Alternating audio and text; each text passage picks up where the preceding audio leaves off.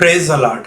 ఈరోజు దేవుని మాట నెహెమ్యా 6:6-9 వరకు. చాలా సార్లు మనము దేవుని పనిలో కొనసాగుతున్నప్పుడు గాని, విశ్వాసంలో బలంగా వెళ్తున్నప్పుడు గాని ఇతరులు మనలను భయపెట్టే అవకాశం ఉంది. మనం చేస్తున్న పనిని తక్కువ చేయటం కానీ, నిందించడం కానీ చేసి మన పనిని ఆపివేయటానికి కానీ, మన విశ్వాసమును తగ్గించటానికి కానీ ప్రయత్నాలు చేస్తుంటారు. అటువంటి సమయంలో వారికి దూరంగా ఉండాలి. దేవుని మీద భారం వేసి మన పనిని కొనసాగించాలి.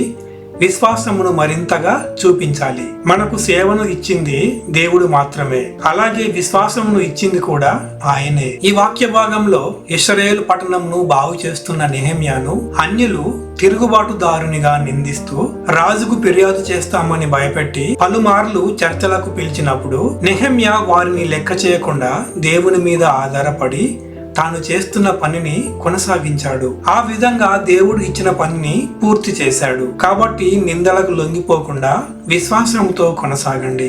దేవుడే మీ పనులన్నీ చక్కబెడతాడు. పరిశుద్ధాత్మ దేవుడు తన నడిపింపును మరింతగా మనకు అనుగ్రహించునుగాక. ఆమెన్.